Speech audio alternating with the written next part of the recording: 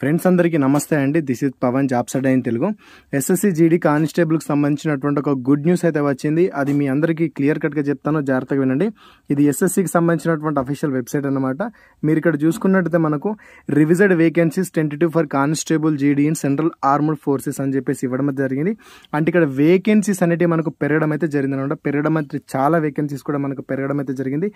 వాళ్ళు ఇచ్చినటువంటి నోటీస్ని ఒకసారి అయితే మనం క్లియర్ కట్గా అయితే తెలుసుకునే ప్రయత్నం అయితే చేద్దాం. ప్రజెంట్ మీరు స్క్రీన్ మీద చూస్తున్నది ఎస్ఎస్సికి సంబంధించినటువంటి అఫీషియల్ వాళ్ళు అప్డేట్ చేసినటువంటి పేజ్ అన్నమాట. మీరు ఒక్కసారి ఇక్కడ లాస్ట్లోకి వెళ్ళైతే చూద్దాం, మీకు అర్థమవుతుంది ఎన్ని వేకెన్సీస్ పెరిగాయి ఏంటి అని చెప్పేసి. సో ఇంతకుముందు మనకు వేకెన్సీస్ కనుక చూసుకున్నట్టయితే 26,000 పైన వేకెన్సీస్ అనేవి మనకు ఉండేవి ఎస్ఎస్సి జీడీకి సంబంధించి.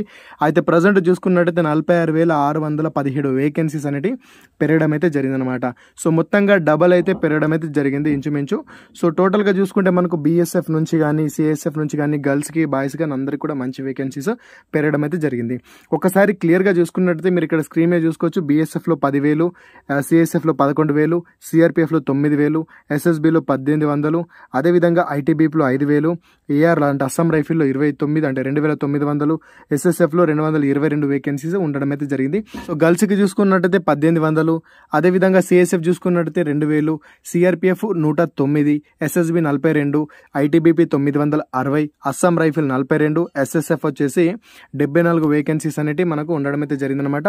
టోటల్గా గర్ల్స్కి చూసుకున్నట్టయితే 5,150 వేకెన్సీస్ ఉన్నాయి. టోటల్గా అబ్బాయిలకు చూసుకున్నట్టయితే 41,467 వేకెన్సీస్కి పెరగడం అయితే జరిగిందనమాట.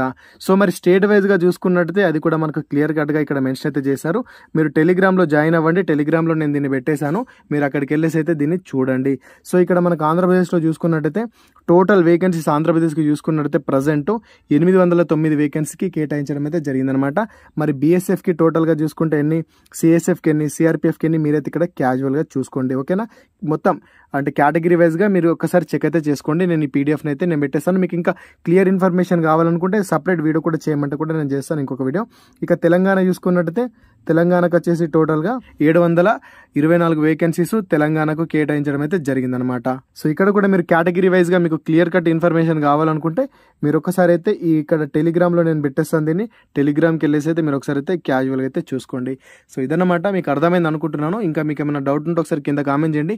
మరి రిజల్ట్ గురించి అయితే ఏమి ఇన్ఫార్మ్ అయితే చేయలేరు వాళ్ళు. రిజల్ట్ గురించి కూడా అంటే ఈ ప్రాసెస్ స్టార్ట్ అయిందంటే రిజల్ట్ కూడా మనకు అతి త్వరలోనే ఉంటుంది. నక్సల్ ఎఫెక్టెడ్ జిల్లాలు చూసుకున్నట్టయితే ఇక్కడ ఆంధ్రప్రదేశ్ నుండి కూడా నక్సల్ ఎఫెక్టెడ్ జిల్లాలో కూడా మనకు వేకెన్సీస్ పెరగడం అయితే జరిగిందనమాట. తెలంగాణలో కూడా మనకి ఇక్కడ నక్సల్ ఎఫెక్టెడ్ నుంచి వేకెన్సీస్ కొన్ని పెరగడం కూడా జరిగింది.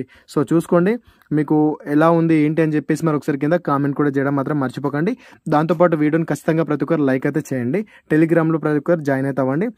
దీని గురించి మీకు బ్రీఫ్ ఎక్స్ప్లెనేషన్ కావాలనుకుంటే కామెంట్ చేయండి, కంపల్సరీ నేను మీకు వీడియో కూడా చేస్తాను. Thanks for watching. అందరికీ ఆల్ ది బెస్ట్. జై భారత్.